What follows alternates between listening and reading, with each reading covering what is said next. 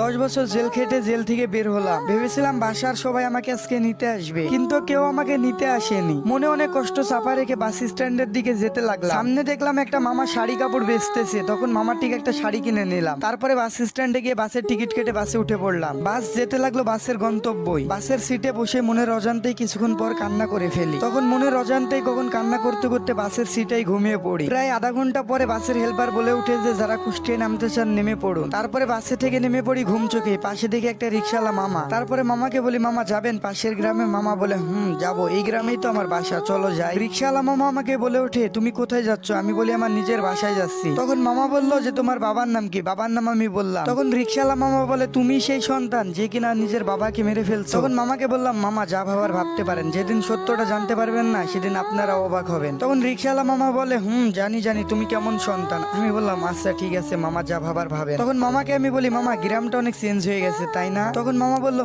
তা তো হবে। আমি বললাম, মামা বাসার সামনে নামাই দেন। মামা বললো ঠিক আছে। তারপরে মামা কিছুক্ষণ পরে আমারে বললো, এখানেই নামো। তখন আমি বললাম, মামা কোথায় নামাই দিচ্ছে? তখন রিক্সাওয়ালা মামা বললো, ওই যে সামনের বাসাটা দেখছো না, ওটাই তোমার বাসা। আমি বললাম, আচ্ছা ঠিক আছে মামা, এই নেন আপনার ভাড়া। নিজের বাসাটাকেও আমি চিনতে পারছি না, কারণ 10 বছর আগে দেখে গিয়েছিলাম কি আর এখন দেখতেছি কি। এখন দেখতেছি বাসাটা পুরো পাল্টে গেছে। বাসার কলিং বেল চাপা মাত্রই দেখি যে মা আমার দরজা খুলে দিল। মা বলে উঠলো, খুনিটা আমার বাসায় এসেছে কেন? কেউ ওকে বেরিয়ে যেতে বল। মা তুমি বিশ্বাস করো, আমি বাবাকে কখনোই হত্যা করিনি। তুই যদি আমার কখনো সামনে আসিস তাহলে আমার মরা মুখটা দেখতে পাবি। এমন কথা বলিও না মা, আজ অন্তত পক্ষে একবার তোমার এই সন্তানকে বুকে জড়িয়ে নাও। তোর স্থান কোথাও নেই আর তোর স্থান কোথাও হবেও না। আকাশ এই খুনিটাকে এখনই বাসায় থেকে বের করে দে। আচ্ছা ঠিক আছে মা, আমি দেখতেছি। তখন হাসান উঠে বলল, ভাইয়া বিশ্বাস করো, আমি আব্বুকে কখনোই হত্যা করিনি। আকাশ উঠে বলল, তুই বাবার নাম মুখে নিবি না, তোর মতো সন্তান যেন কোনো বাবা মায়ের ঘরে জন্ম না নেয়। তখন হাসান বলে উঠলো, ভাইয়া তুমিও আমাকে বিশ্বাস করতেছো না? তুমিও আমাকে এই কথা বলতেছো?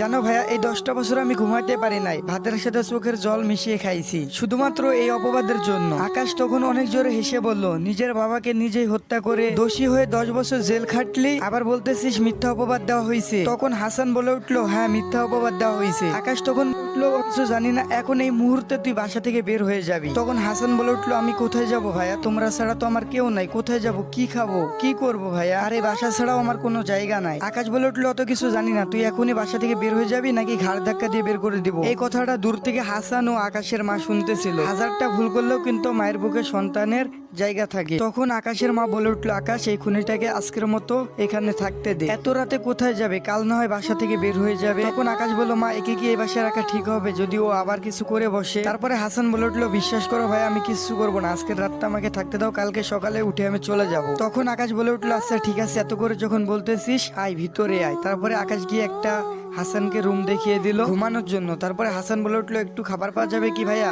অনেক ক্ষুধা পাইছি। তখন আকাশ বলে উঠলো, তোর এই বাসাতে খাবার খাওয়া হারাম, যদি আরেকটা কথা বলিস তাহলে তোর ঘাড় ধাক্কা দিয়ে বাসা থেকে এখনই বের করে দেবো। তখন হাসান বলে উঠলো, আচ্ছা ভাইয়া খাবার লাগবে না, ঘুমাই। ঠিক রাত 3টা বাজে একটা চিৎকারের শব্দ হয়ে উঠলো। বলে উঠলো, বাঁচাও বাঁচাও, প্লিজ কেউ আমাকে বাঁচাও, প্লিজ প্লিজ কেউ আমাকে বাঁচাও। এমন শব্দ শুনে সবাই বাইরে এসে দেখে হাসান কাজের মেয়ের আয়েশার ব্লাউজের ফিতা খোলা। এমন দেখে আকাশের পায়ের রক্ত মাথায় উঠে গেল। তখন আকাশ বলে উঠলো, কি হয়েছে আয়েশা, তুমি এত কান্নাকাটি করতেছো, কি ব্যাপার? তখন আয়েশা বলে উঠলো, স্যার আমাকে প্লিজ বাঁচান, আপনার ভাই আমার সাথে শারীরিক সম্পর্ক করতে চাইছে, কিন্তু আমি রাজি না থাকায় আপনার ভাই আমার সাথে জোরাজুরি করতে চাইছে। তখন হাসান বলে উঠলো, এই মেয়ে তুমি এত মিথ্যা কথা বলতেছো কেন? তুমি তো আমার রুমে এসে কান্নাকাটি করতেছো। আর বলে উঠলো, তুমি আমাকে ফাঁসাইতে চাইতেছো। তখন আকাশ বলে উঠলো, হাসান একদম চুপ করে থাক, নাহলে তোরে কিন্তু একবারে অবস্থা খারাপ করে ফেলবো। আয়েশা কেমন মেয়ে আর কতটা ভালো মেয়ে সবাই জানে, ওর মতো মেয়েই হয় না গ্রামের মধ্যে, আর তুই কেমন এটা গ্রামের সবাই জানে। আর ঠিক তখনই হাসানের মা আর আকাশের মা ওইখানে চলে আসে। তারপরে বলে, আকাশ কি হয়েছে আর আয়েশা তুই কান্না করতেছিস কেন? তখন হাসান বলে উঠলো, খালা আমি আপনাদের বাসায় আর কাজ করবো না, আপনার ছোট ছেলে আমাকে ধর্ষণ করতে চাইছিল। তখন আকাশের মা বলে উঠলো, আয়েশা তুই এসব কি বলতেছিস? তখন আকাশ বলে উঠলো, হ্যাঁ মা, ও যা বলতেছে সব সত্যি বলতেছে, আমি বুঝে গেছি মা। হাসান কি চায়? হাসান চায় আমাদের এই সমাজে মান সম্মান সব ধুলোয় মিশে যায়। তারপরে হাসানের মা আর কিছু জানতে না চেয়ে হাসানের কাছে এসে 2 গালে থাপ্পড় দিয়ে গাল দুটোকে একেবারে লাল করে ফেলে এবং হাসানের চোখ দিয়ে পানি বেরিয়ে আসে। তারপরে বলে উঠে, তোর মতো কুলাঙ্গার সন্তান এই পেটে ধরছে করছিলাম, বিশ্বাস হচ্ছে না। নিজের বাবাকে তো 10 বছর আগে একেবারে খেয়ে ফেলেছিস, এখন আবার আরেকজনকে খাইতে চাইছিস, আর কতজনকে খাবি? তখন হাসান বলে উঠলো, বিশ্বাস করো মা, তোমার কসম, আমাকে এখানে ফাঁসানো হচ্ছে। তখন হাসানের মা বলে উঠলো, ওই মুখে আমার নাম নিবি না, আর